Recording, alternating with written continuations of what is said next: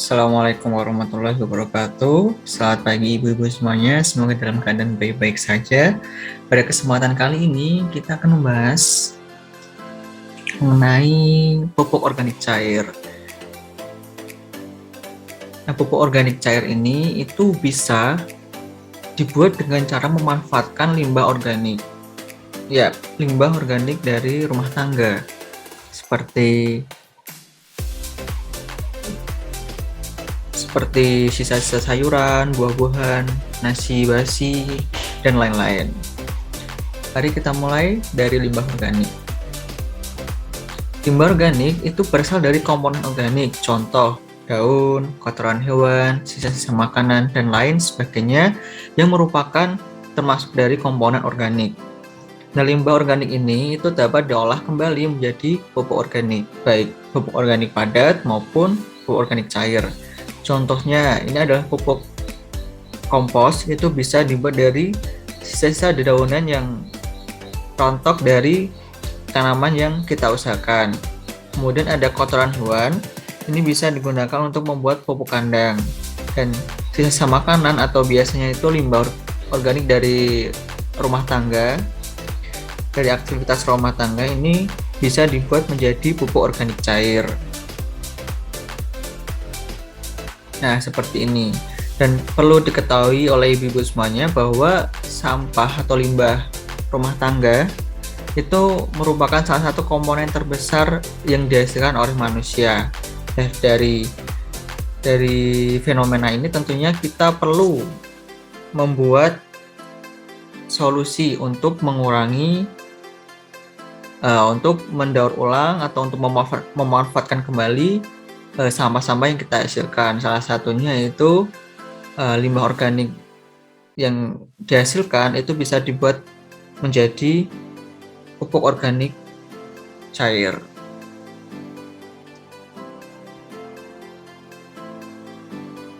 Selanjutnya masuk ke pupuk organik cair atau biasanya juga bisa disingkat oleh sebutan POC. Nah, pupuk organik cair ini apa? Pupuk organik cair ini adalah larutan hasil dari pembusukan bahan-bahan organik yang berasal dari sisa tanaman, kotoran hewan, dan manusia yang kandungan unsur harinya lebih dari satu unsur. Jadi, pupuk organik ini dihasilkan dari pembusukan bahan-bahan organik yang telah disiapkan itu dibusukkan, dan hasilnya, larutan hasilnya itu akan dapat dimanfaatkan menjadi pupuk organik cair. Nah, untuk keunggulan POC-nya sendiri itu ada mudah dalam pembuatannya, murah juga, tidak ada efek samping tentunya, lalu modal yang dibutuhkan relatif lebih kecil, peralatan yang digunakan relatif lebih sederhana, mudah dan dapat disediakan dengan mudah, tidak kesulitan kita menjumpai alat-alat yang dibutuhkan. Kemudian proses pembuatannya juga lebih mudah.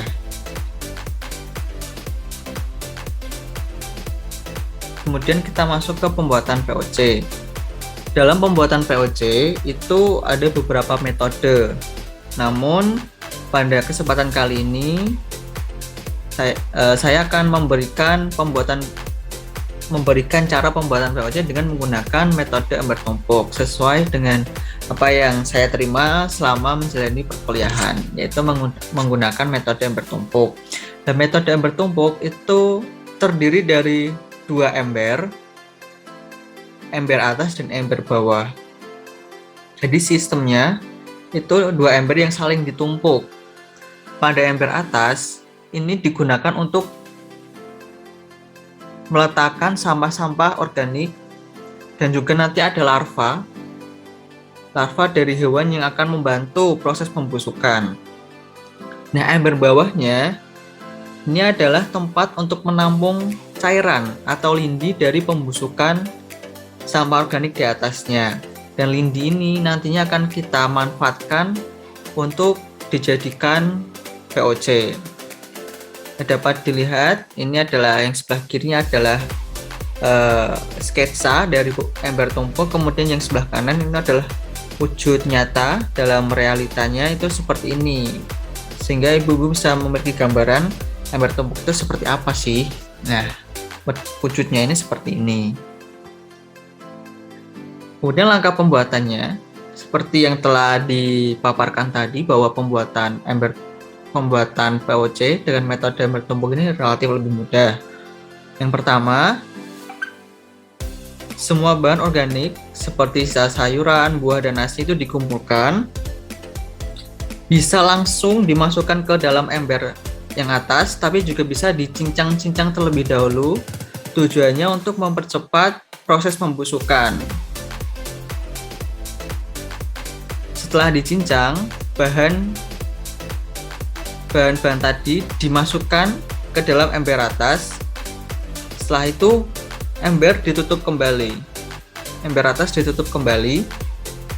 Kemudian biarkan sampah mengalami pembusukan kurang lebih selama 14 hari. Selama 14 hari ini sampah akan mengalami pembusukan dan akan menghasilkan cairan pembusukan yang disebut dengan lindi. Nah, lindi ini akan terkumpul pada ember bagian bawah. Setelah 14 hari, lindi yang dihasilkan ini dapat dipanen. Namun, lindi ini belum dapat digunakan sebagai POC, perlu dimatangkan terlebih dahulu.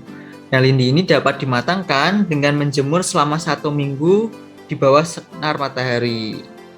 Jadi tadi lindi dapat setelah dipanen itu bisa dimasukkan ke dalam sisa botol bekas mineral begitu, kemudian bisa dijemur selama 1 minggu di bawah sinar matahari. Seperti itu proses pembuatan POC dengan menggunakan metode ember tumpuk. Kemudian ada manfaat dari pupuk organik cair yang sangat luar biasa manfaatnya. Yang pertama itu dapat mendorong dan meningkatkan pembentukan klorofil daun sehingga meningkatkan kemampuan fotosintesis tanaman dan penyerapan nitrogen dari udara.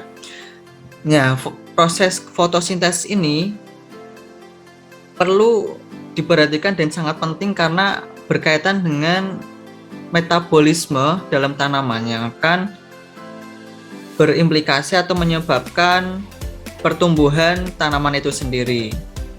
Begitu juga dengan nitrogen yang merupakan salah satu unsur hara makro yang dibutuhkan dalam jumlah besar untuk proses pertumbuhan tanaman. Kemudian yang kedua itu dapat meningkatkan vigor tanaman sehingga tanaman menjadi kokoh dan kuat. Nah, ini menjadi kokoh dan kuat agar tanaman tidak mudah tumbang, tidak mudah roboh dan lainnya.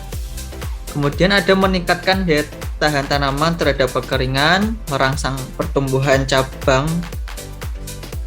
produksi, kemudian meningkatkan pembentukan bunga dan bakal buah. Kemudian ada mengurangi gugur bunga dan bakal buah, yang mana apabila gugur ini dibiarkan akan mempengaruhi hasil akhir dari produksi tanaman itu sendiri. Baik, sekian yang dapat saya sampaikan tentang pemanfaatan limbah organik yang dapat digunakan untuk membuat POC. Semoga dapat bermanfaat. Apabila saya ada perkataan yang kurang berkenan, saya mohon maaf yang sebesar-besarnya. Terima kasih. Assalamualaikum warahmatullahi wabarakatuh.